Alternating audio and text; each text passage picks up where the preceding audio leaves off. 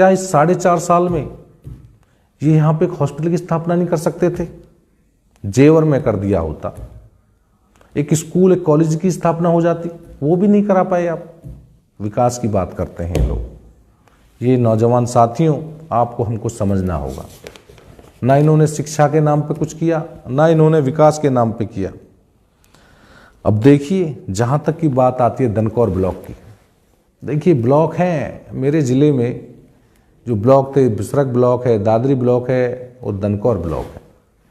बिसरक block में भी चुनाव नहीं होते, दनकौर ब्लॉक में भी चुनाव नहीं होते और दादरी ब्लॉक में भी चुनाव नहीं होते। पर आपने चिन्हित किया हमारी विधानसभा का ब्लॉक, जेवर विधानसभा का ब्लॉक, दनकौर ब्लॉक को भी आपने खत्म कर दिया। ये दनकौर ब्लॉक एक पहचान हुआ करती थी कि ये जेवर में 2 ब्लॉक हैं, जेवर ब्लॉक और दनकौर ब्लॉक। आपने दनकौर ब्लॉक को खत्म कर दिया। जो एक पहचान थी बड़े बूढ़ों की कि एक ब्लॉक के नाम पर वो लोग जाते थे बड़ी खुशियों के कि हम ब्लॉक में जा रहे हैं। एक परिवार रजिस्टर का वहाँ इंतजाम होता था, सारी व्यवस्थाएं ब्लॉक में होती थी। आप विकास कर रहे हो, विकास कीजिए, विकास के नाम पर आपने कुछ नहीं किया, पर आप ब्लॉक क्यों खत्म कर रहे हो? इस ब्लॉक को खत्म करना, इनकी सोच कहाँ जा रही है ये आप सारे लोग समझ रहे हो। दनकौर ब्लॉक एक पहचान हुआ करती थी दनकौर के निवासियों की, जो इस ब्लॉक में लोग आते थे, गांवों की एक पहचान थी कि दनकौर ब्लॉक के निवासी हैं। आपने उनकी पहचान को खत्म करने का काम किया। इस पे हमें सोचना होगा साथियों।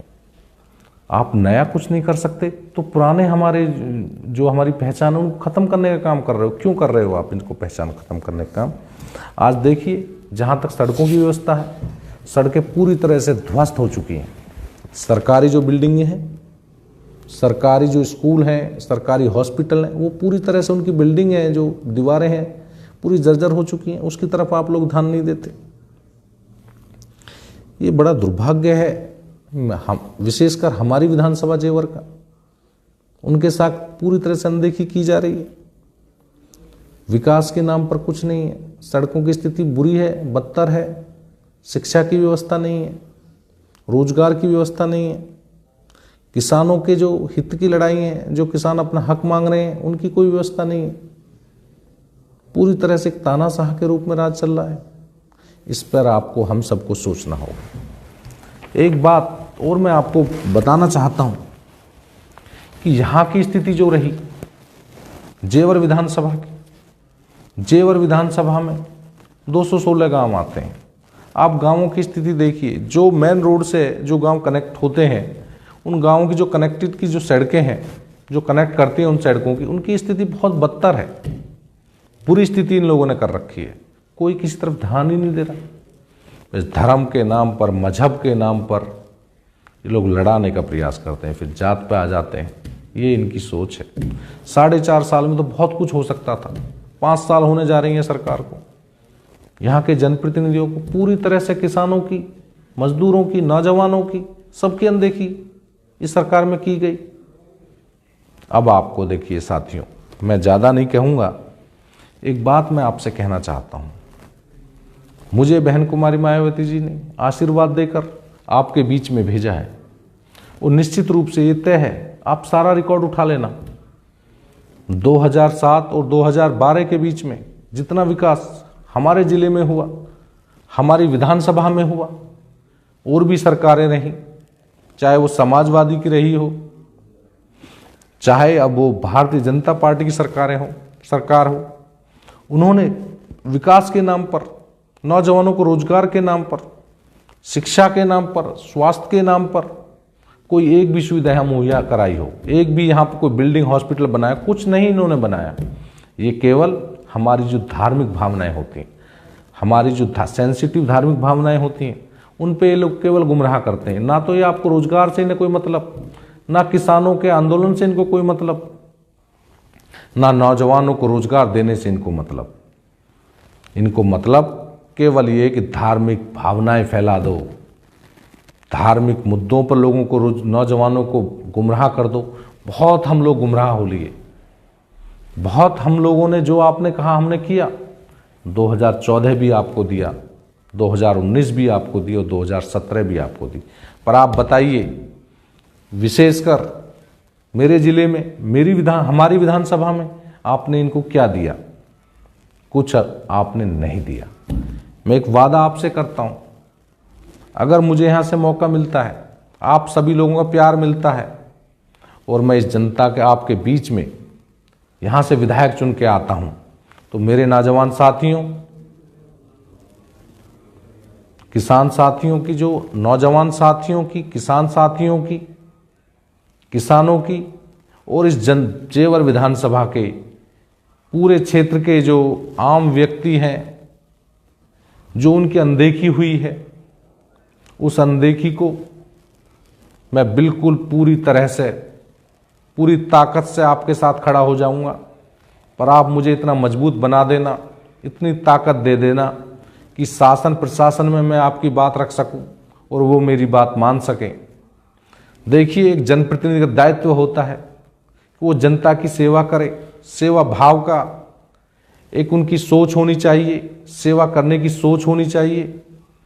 और दुर्भाग्य है यहाँ कि जेवर विधानसभा के पूरी तरह से लोगों की अनदेखी की गई, उनके मान सम्मान को ध्यान नहीं रखा गया, उनके बच्चों के भविष्य को कोई ध्यान नहीं रखा गया, उनके रोजगार को कोई ध्यान नहीं रखा गया।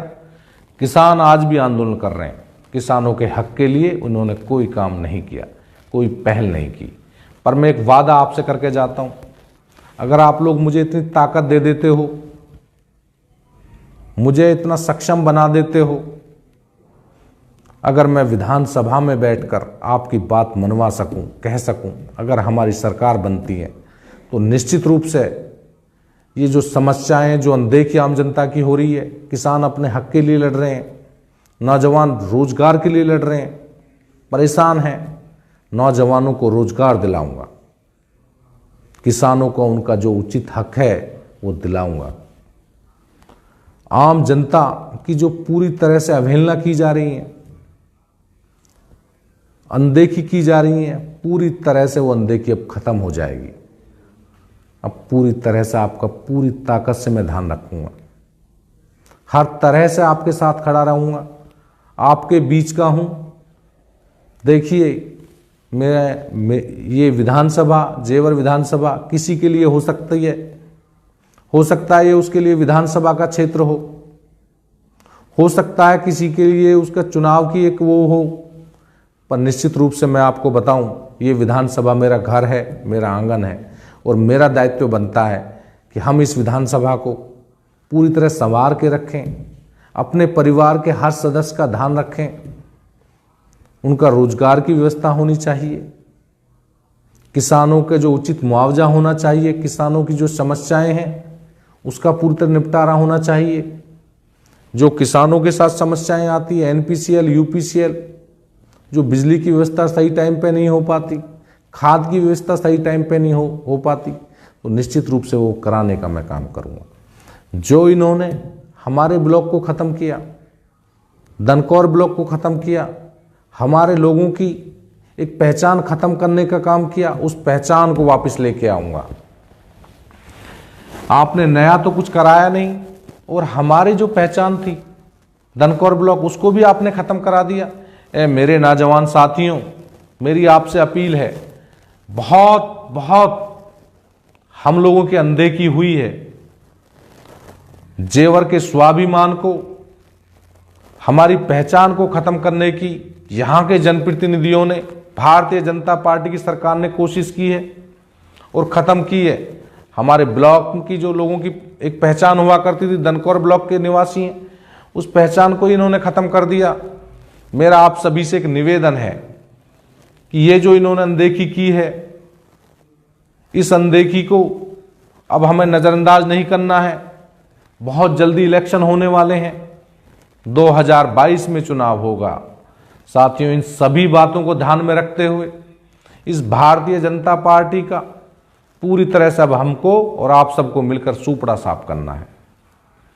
मैं तो आपका हूं, आपका ही रहूंगा, पर इतना मजबूत आप और सब हो जाएंगे पूरी ताकत से, जो हम इस शासन प्रशासन से अपनी बात कह सकें, उसके लिए अब एकजुट होना पड़ेगा। सभी साथियों का मैं दिल की गहराइयों से बहुत बहुत धन्यवाद करता हूं।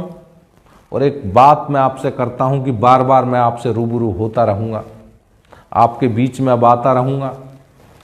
किसी का कोई सुझाव हो वो मुझे बता देना,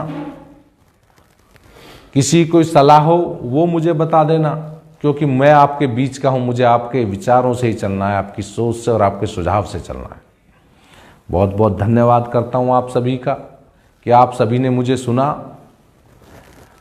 और मेरी बातों पर ध्यान दिया। उसके लिए बहुत बहुत धन्यवाद। सभी को नमस्कार।